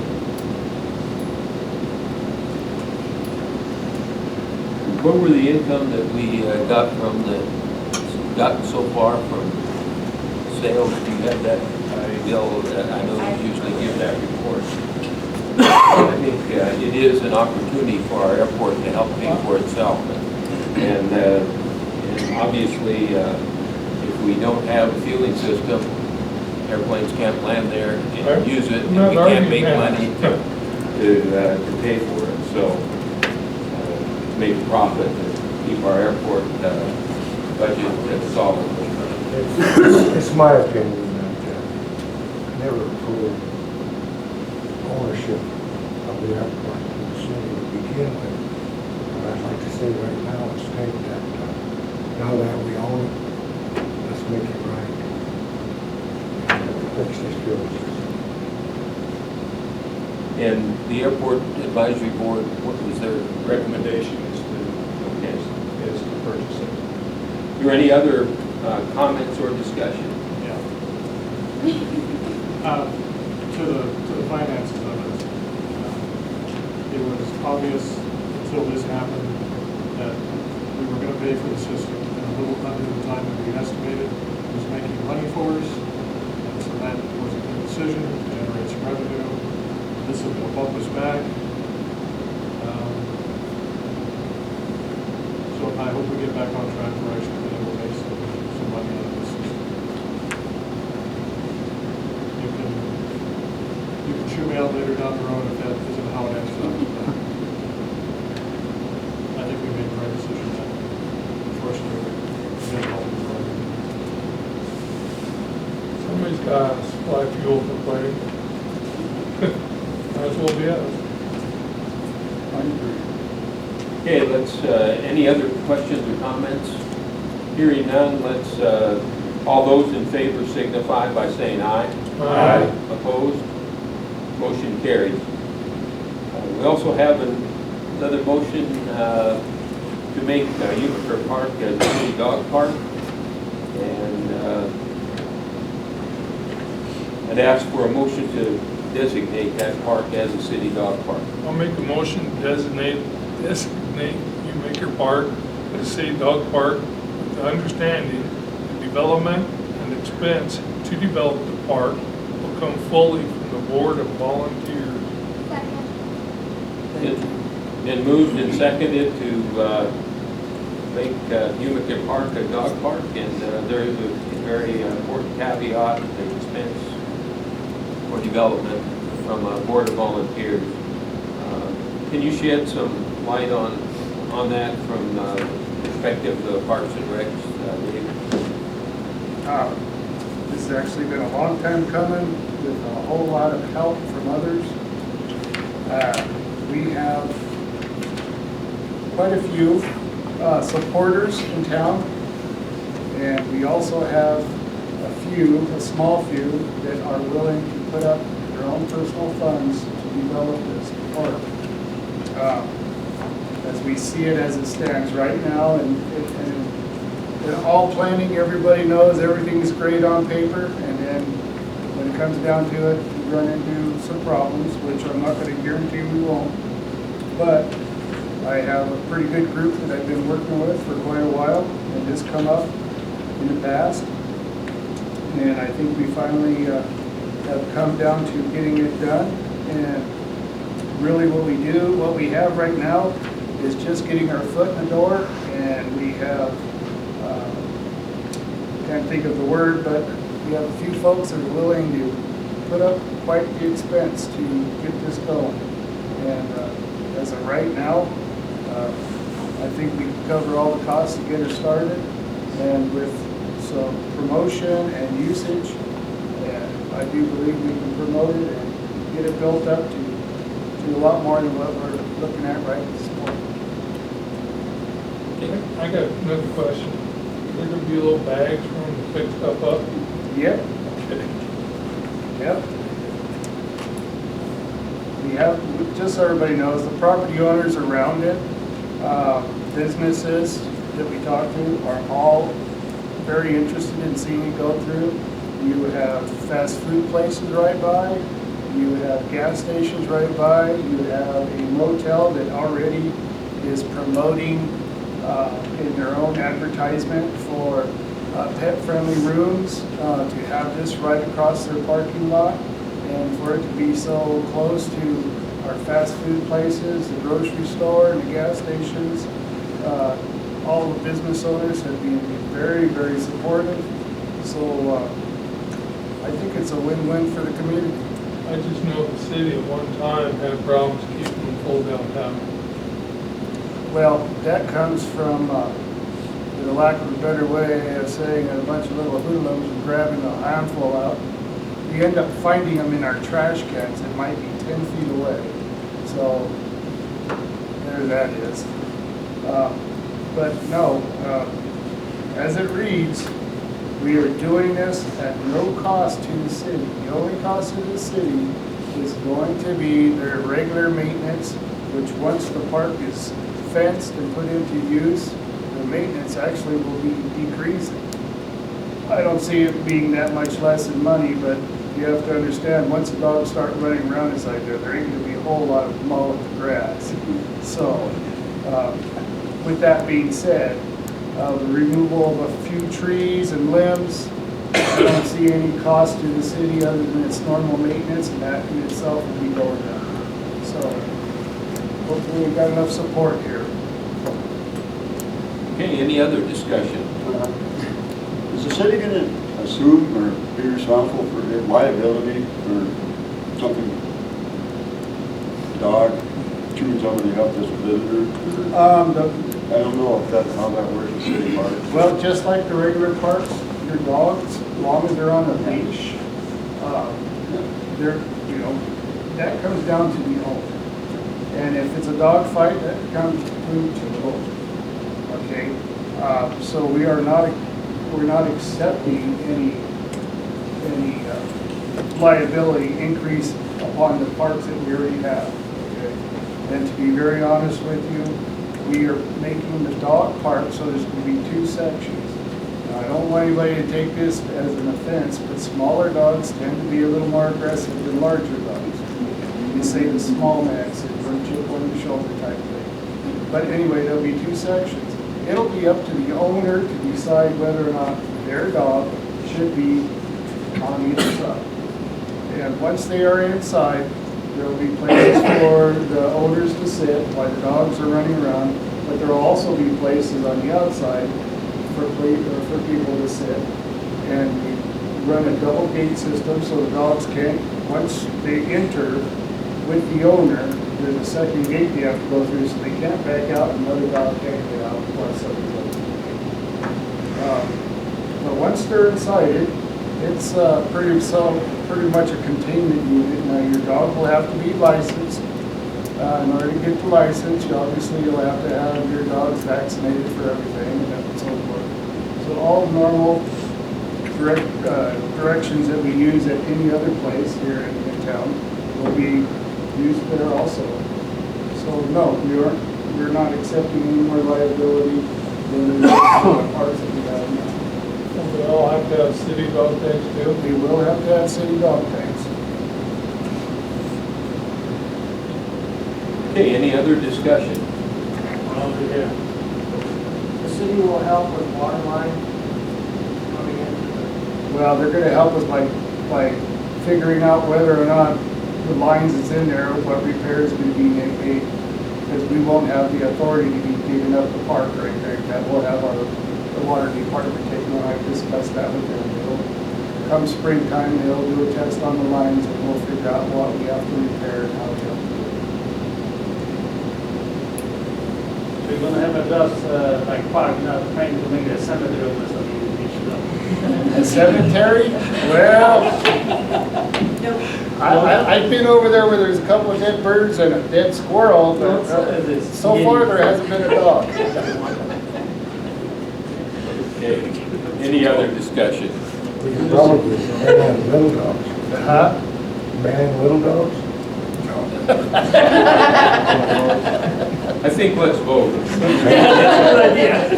All those in favor signify by saying aye. Aye. Opposed? Motion carried. I want to thank the council on this. Everybody knows you've been working for a while, so thank you all. And thank you out there in the public also.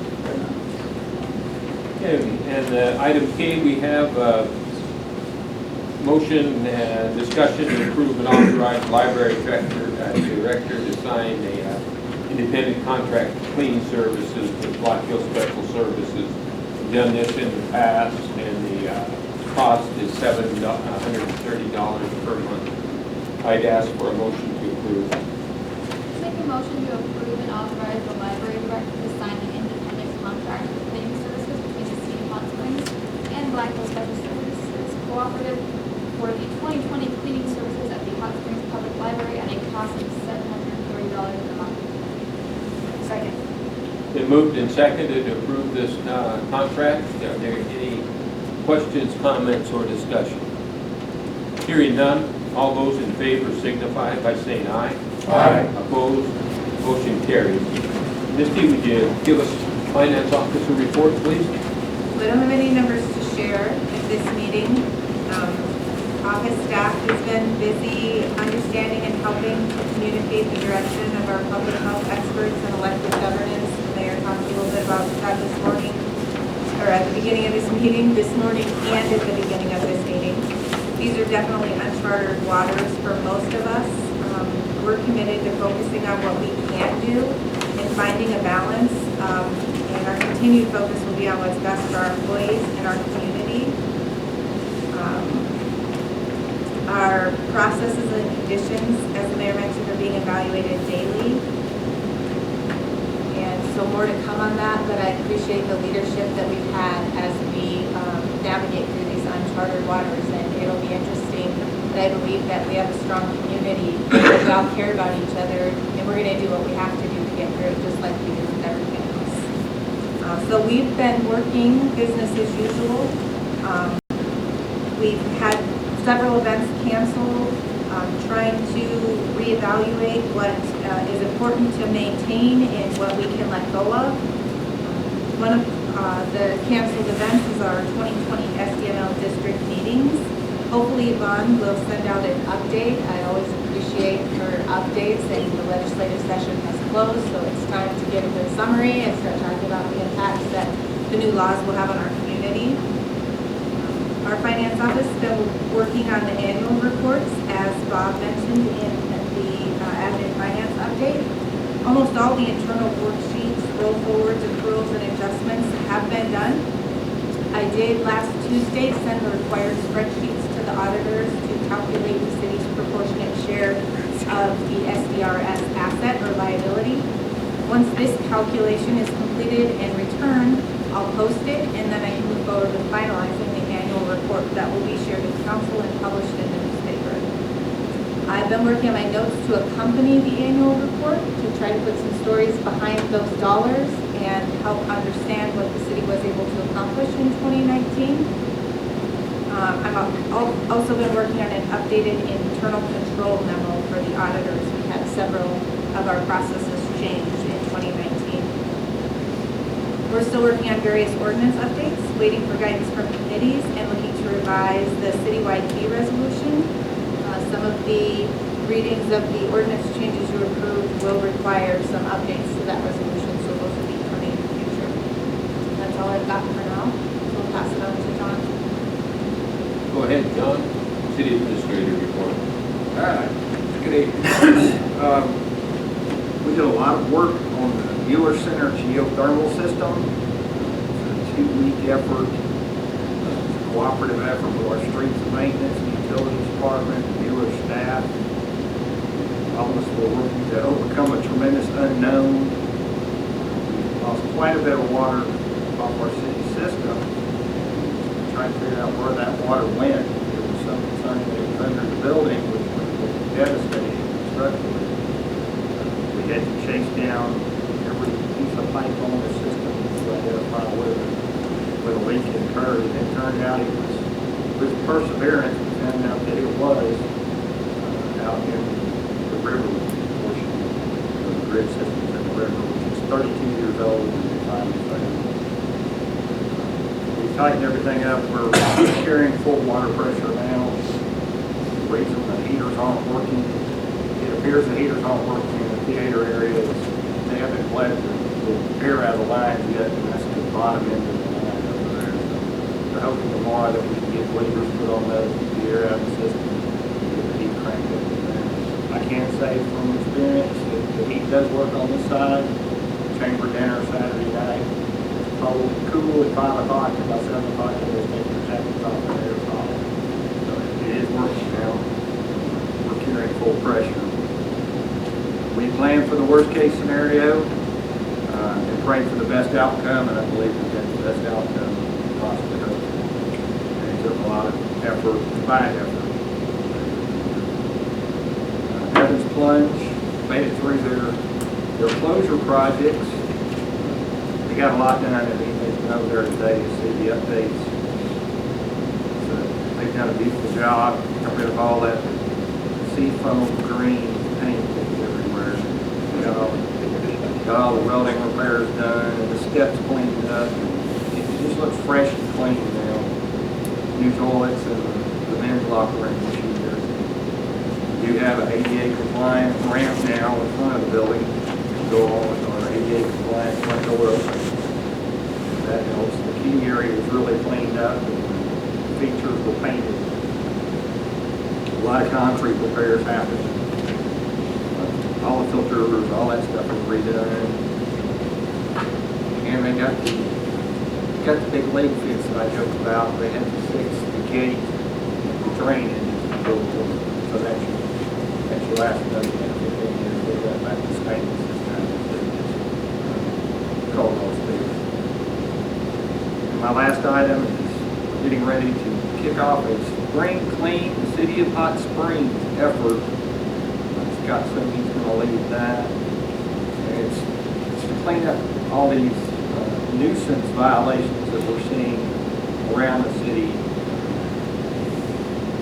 See one of these on the property, make a point to call Scott so he can talk to him as soon as you receive it. We'll try to work with you to get these things cleaned up. There's a lot of activities that go with that. Try to work with people to get their properties cleaned up. Don't want to get to the position where we have to lay heavy-handed enforcement, but we do have ordinances specifically set up for that. You have a nuisance that annoys you or endangers the comfort, health, or safety of others. That's a nuisance. It unlawfully interferes or obstructs a street or alley. That's a nuisance. If it affects your neighborhood, more than one person is affected. It includes household waste in the yard. Unused building materials and construction waste is a nuisance. That includes concrete blocks, brick, metal, household appliances in your yard. It's a nuisance violation. Motor vehicles that don't run or are dismantled, not kept inside the building, are a nuisance. Inoperable vehicles that are parked or stored outside greater than 10 days are a nuisance. You're allowed one licensed motor vehicle that's in inoperable condition, like a drag car, a raceway, or a derby car. They must be covered. That's only one. That's just a few of the biggies. But we went around the neighborhood, and it appears there seems to be one house in every neighborhood that needs to be featured. Scott's going to try to work with the people, try to get these things managed. If you see one of these, please call them and let's try to work together and everybody get our city looking at. That's all I got. Okay, thanks, John, appreciate it. As far as my report, I just want to announce that we are going to have an informational meeting on the highway reconstruction project, particularly what we've got planned along River Street. And we want to do that Tuesday, the 24th of March. There'll be meetings at 2 p.m. and 6 p.m. We want to kind of keep the numbers, allow to keep the numbers down for the coronavirus. And one of the things that we had planned to have this at the vault the day that the fire took place, and unfortunately we got burned out. So we'll go ahead and get that information out to the public and take input from the public. We do have a little better idea of what we are being expected to do. We've got a complex agreement from DOT. We've gone through an initial review of that. Garland will get you a copy of that. We'd like to have you review it. Obviously, there's some questions on funding and how the bidding will go. There's some questions concerning the schedule and the design that we have to get worked out. And again, that's complicated by the current emergency that we're in. We just got an email I noticed today from one of the design engineers at the state DOT is working from home, and they don't have the proper computer systems to do the visual transmission, and they're working on getting that done. So there's some uncertainty in that we need to get ironed out. We do have, I want to point out, we do have grants for the utilities, and a $500,000 grant from the government from the governor office for that. And so it's, there's some very, very good things. The state has offered to fund the $2.8 million. We would take the maintenance of the upper portion of University. The state would still be responsible for maintaining bridges, and those are defined pretty clearly in the paperwork that we got. So we want to make sure that the community understands what we're looking at, the reasons why we're doing it. Obviously, we're going to be living with a major portion of our town with a new Main Street, basically through our business district, and we want, we've got some safety hazards that we have to mitigate, and we want it to be attractive and something that draws people who want to stop and spend some time in Hot Springs and give our businesses a chance to thrive. So we want to present the concept and make sure that everybody understands, because what this council will decide at one of the April meetings is what we're going to be like as a community for the next 75 to 100 years with our downtown area. So that information meeting then will be at, there'll be two of those meetings, one at 2 in the afternoon, one at 6 p.m. next Tuesday, the 24th, here at the Mueller Civic Center. Invite anybody to come. We'll get that information out on Facebook and make sure everybody's aware of that. With that, I'd ask for a motion to adjourn. I make a motion to adjourn. Then moved and seconded, we adjourn. All those in favor signify by saying aye. Aye. Opposed? Motion carried.